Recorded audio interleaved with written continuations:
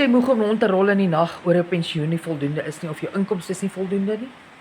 Ek's Marita en ek was medies afgelê vir die wat my nog nie ken nie. Ek's getroud met Colin en ons bly hier in Potchefstroom in Noordwes.